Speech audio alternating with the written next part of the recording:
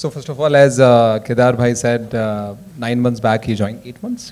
8 months back he joined. I think we have been always thinking getting a person like him as a running the programming of Colors Marathi was a big achievement. So I think we did that job first. And then our thinking always was that, see, the show has done before and we wanted to mount it very differently. We wanted to mount it in a fashion which is much more youthful and also which goes to every house.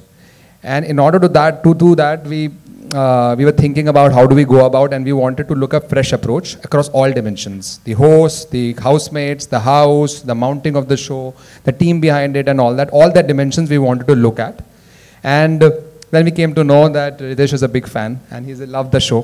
And I think it was to have him, if he agrees, was a big deal for us. And we are very excited that when we reached out to him, he was very, very interested and excited to be it. And as he mentioned earlier, that he has a lot of work, and first of all, he said, I am very excited about it. I need to figure out how the calendar works. And he made an opportunity to be a part of the show, because this show for a host is a big difficult, because every week you have to be available. It's not a one schedule.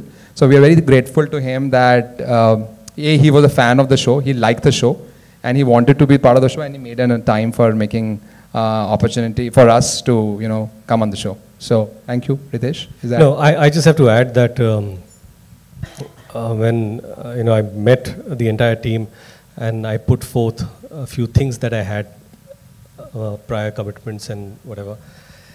What I liked about Alok was he said, let's do it, we'll figure the rest. And I have to thank Alok and Sushma ji for this, and of course Kedar ji and Deepak for always being there. So it's a huge opportunity, and thank you for going beyond the call. Thank you. नमस्कार, माझा प्रश्न केदार शिंदेंना आहे.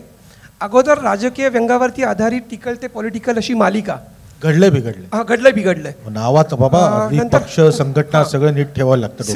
श्रीयुत गंगाधर टिपरे यासारखी वेगळ्या धाटणीची मालिका, अग्गबाई हरीच्यासारखा वेगळा आशयावर आधारित चित्रपट, ते अगदी बाई पण भारी पण, इथपर्यंतचा सगळा तुमचा प्रवास, वेगवेगळ्या धाटणीच्या आणि आशयाच्या मालिका आणि चित्रपट जेव्हा तुम्ही दिग्दर्शित केलेले आहेत, आता पुन्हा एकदा बिग बॉस हा नवा विषय, नवा आशय, तुम्ही एक दिग्दर्शक म्हणून तुमच्यासमोर काय आव्हान होतं? मला आत टाकू नका, मला बाहेरून बघू द्या, एवढंच होतं. आणि एक सगळ्यात महत्त्वाची गोष्ट, मी दिग्दर्शक नाहीच आहे. हा कार्यक्रम इंडमॉलतर्फे प्रोड्यूस होतो. आमचे नॉन फिक्शनची जी केतन असूंदे, त्यानंतर प्रथमेश असूंदे, सुगंधा, मोना आणि शंतनू वगैरे सगळी लोक हे सगळं करतात. मी सांगितलं ना की मला बाहेरून ते सगळं फक्त माझ्या पॉईंट ऑफ व्ह्यूने बघायचं असतं. आणि बिग बॉसची गंमतच अशी आहे ना की ते इट्स लाईक काय म्हणतात त्याला, पॉपकॉर्न खाल्ल्यासारखं आहे. ते पॉपकॉर्न खाल्ल्यानंतर आपल्या दातामध्ये अडकतं, पण तरी आपण आपली जीभ अशी असं करून पण करतो ना, आणि मग पॉपकॉर्न खायचं सोडत नाही. कधी आपले हात त्या पॉपकॉर्नच्या डब्यात जात असतं तर ते कळत नाही. असा एक तो गेम आहे.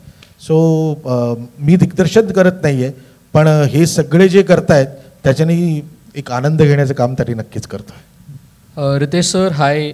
इथं Shreyas hi. Hello. Ritesh sir, खरं तर तुम्ही हिंदी टेलिव्हिजनवरही काम केलं आहे, पण आता तुम्ही मराठी टेलिव्हिजनवर येत आहे. तुम्हाला मराठी टेलिव्हिजनचा काय USP वाटतो ज्यामुळे तुम्हाला इकडे तुम्ही ओढावलात मराठी टेलिव्हिजनकडे? मला वाटतं की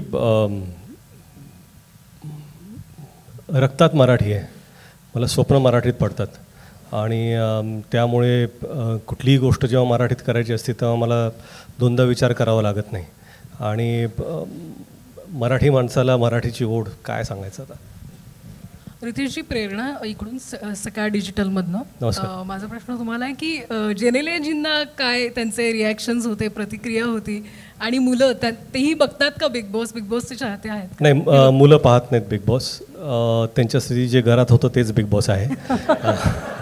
त्यांना TV पाहायची गरज नाही. आणि आय थिंक जिनिल्या, मी जेव्हा पहिल्यांदा कुठलीही गोष्ट माझ्या आयुष्यात जेव्हा घडते तर पहिल्यांदा मी जिनिल्याशी शेअर करतो, कारण का त्यांचं ओपिनियन हे माझ्यासाठी खरंच फार महत्त्वाचं असतं. आणि त्यांचं जे मत असतं ना ते नेहमीच माझ्या फेवरमध्ये असतं, की माझ्यासाठी काय चांगलं आहे हे एक पर्स्पेक्टिव्ह ते देतात. आणि त्यांना वाटलं की मला बिग बॉस करणं हे गरजेचं आहे, कारण आम्ही दोघं बिग बॉस पाहतो आणि त्यांना माहिती आहे की मी किती बिग बॉस शोचा मोठा फॅन आहे.